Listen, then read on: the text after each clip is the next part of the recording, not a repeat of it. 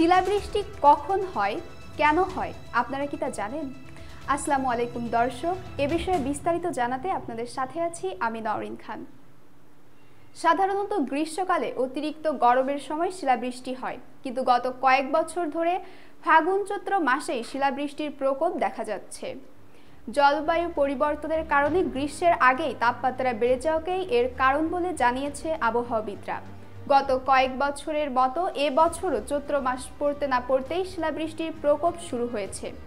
সাধারণত ভারী শিলাবৃষ্টির কারণে চৈত্র মাসে উঠতি ফসল সহ অন্যান্য ফসলের ব্যাপক ক্ষতি হয়। তবে এবার সর্বশেষ শিলাবৃষ্টির সময় শিলার আকার বড় হয়, অনেক জেলাতেই বসতঘরের টিনের চাল ফুটো হতে দেখা গেছে। অনেকে মারাত্মক আঘাত পেয়েছেন, প্রাণহানিও ঘটেছে কয়েকজনের। এ অবস্থা থেকে বাঁচতে সাধারণ মানুষকে পাকা বাড়ির নিচে অথবা নিরাপদ ছাউনির নিচে থাকার পরামর্শ দিয়েছেন সংশ্লিষ্টরা। সাধারণভাবে বলা যায়, আকাশে যখন মেঘের পরিমাণ অনেক বেশি হয় বা মেঘ অনেক বেশি ভারী হয়ে ওঠে, তখন বৃষ্টির সময় আকাশ থেকে বরফের টুকরা বা মেঘের কণা পড়ে থাকে। একেই শিলাবৃষ্টি বলা হয়ে থাকে। তবে আবহাওয়াবিদ আরিফ হোসেন আমাদের বলেন, আমাদের যে ওয়েদার ক্যালেন্ডার আছে তাতে গ্রীষ্মকাল না বলে আমরা বলি প্রাক মৌসুমী সময়, সেটি কিন্তু শুরু হয়ে গিয়েছে। এটি সাধারণত মার্চ মাসের শেষের দিকেই শুরু হয়, কখনো কখনো ফেব্রুয়ারিতেও দেখা দেয়। আবহাওয়া অধিদপ্তর বলছে, এই সময়টিতে আকাশের কোথাও কোথাও 34 থেকে 35 ডিগ্রি সেলসিয়াস তাপমাত্রা থাকে এবং ওই সময় সমুদ্র পৃষ্ঠ থেকে দক্ষিণা বাতাস আসতে পারে। তার সঙ্গে যোগ হয় বিহার ও এর পাশের পশ্চিমবঙ্গে হিট লো, তাপীয় লঘুচাপ তৈরি হয়। বাংলাদেশের চেয়ে তাপমাত্রা বেশি থাকায় হিট লোগুলো সাধারণত তৈরি হয় বিহার ও পশ্চিমবঙ্গে। গরম বাতাস হিসেবে হিট লো ধীরে ধীরে বাংলাদেশের স্থলভাগের দিকে আসে। এর সঙ্গে যুক্ত হয় বঙ্গোপসাগর থেকে আগত জলীয় বাষ্পে পূর্ণ আর্দ্র বাতাস। এই দুইয়ের সঙ্গে সিলেট থেকে আসা অপেক্ষাকৃত শীতল বাতাসের সংমিশ্রণে তৈরি হয় মেঘমালা। এই প্রক্রিয়ায় তৈরি হওয়া মেঘমালাকে আবহাওয়া অধিদপ্তর বলে বজ্র মেঘ। এগুলো যখন ভূপৃষ্ঠ থেকে প্রায় 17-18 কিলোমিটার উপরে উঠে যায়, জলীয় বাষ্প উপরে উঠে আরও ঠান্ডা হয়ে যায় এবং ছোট ছোট বরফ কণায় পরিণত হয়।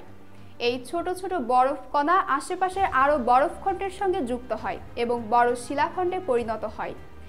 এই শিলাখণ্ড যখন বেশি ভারী হয়ে যায়, তখন তার ওজনকে আর বায়ুমণ্ডল ধরে রাখতে পারে না।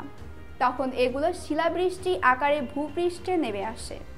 বায়ুমণ্ডলে থাকা শিলাগুলো অবশ্য অনেক বড় আকারে থাকে। মাটিতে ঝরে পড়ার সময় শিলাখণ্ডগুলো একে অন্যের সঙ্গে ঘর্ষণের ফলে ছোট হয়ে যায় এবং তা ছোট আকারের শিলা হিসেবে নেমে আসে। আবহাওয়া অধিদপ্তরের পক্ষ থেকে শিলাবৃষ্টি থেকে বেঁচে থাকার বেশ কিছু পরামর্শ দেওয়া হয়েছে। আরিফ হোসেন জানান, শিলাবৃষ্টি শুরু হলে খোলা আকাশের নিচে থাকা কোনোভাবেই নিরাপদ নয়। এ সময় একটি ছাউনির নিচে থাকাটা নিরাপদ, তবে ছাউনিটা কংক্রিটের হলে সবচেয়ে ভালো হয়, কারণ টিনের চালও একটু বড় আকৃতির শিলার আঘাতে ফুটো হয়ে যেতে পারে। আরিফ হোসেন পরামর্শ দিচ্ছেন, শিলাবৃষ্টির সময় গাড়ি চালানো অবস্থায় থাকলে গাড়ি ধীরে চালানো উচিত। বাসায় থাকলে বাইরে বের না হওয়াই ভালো। এছাড়া ঝুলন্ত বিদ্যুতের তার স্পর্শ করা যাবে না এবং বিদ্যুতের তার ছিঁড়ে গেলে দ্রুত বিদ্যুৎ বিতরণ কোম্পানিকে জানাতে হবে। পার্বত্য এলাকায় থাকলে কোনো গুহায় ঢোকা যাবে না, কারণ ভূমিধসের কারণে গুহার মুখ বন্ধ হয়ে যেতে পারে। আবার পাহাড়ের আশেপাশে থাকলেও ভূমিধসের আশঙ্কা থাকতে পারে।